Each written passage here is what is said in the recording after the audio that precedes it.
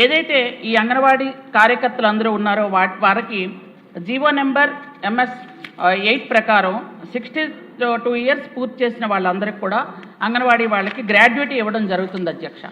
అలాగే ఈరోజు గౌరవ సభ్యులు అడిగిన వాటిల్లో ప్రాంతీయంగా ఉన్నటువంటి రాగి కానీ జొన్నలు కానీ అతి త్వరలో మన అంగన్వాడీ కేంద్రాల్లో ప్రారంభించడం జరుగుతుంది అధ్యక్ష.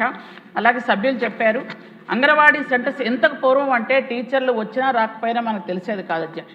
కానీ ఇప్పుడు ఫేషియల్ రికగ్నిషన్ పెట్టాం. దానివల్ల ఏంటంటే వచ్చిన వెంటనే వాళ్ళు ఖచ్చితంగా వాళ్ళు హాజరు అవుతున్నారో లేదో మనకి ఇక్కడే తెలుస్తుంది. మనం చూడక్కర్లేదు వాళ్ళు యాబ్సెంటా ప్రజెంటా కాదు, ఫేషియల్ రికగ్నిషన్ ఉంది కాబట్టి అంగన్వాడీస్లో అందరూ కూడా టీచర్లు ఆయాలు వస్తున్నారు అధ్యక్ష. అలాగే మనం కొత్తగా ముస్తాబ్ అనే కార్యక్రమం పెట్టాం కాబట్టి పిల్లలు చక్కగా తయారయ్యి వస్తున్నారు అధ్యక్ష. మీరు కావాలంటే ఇప్పుడు అంగన్వాడీ సెంటర్స్కి వెళ్ళొచ్చు. ముస్తాబ్ అనే కొత్త కార్యక్రమం కూడా పెట్టాం.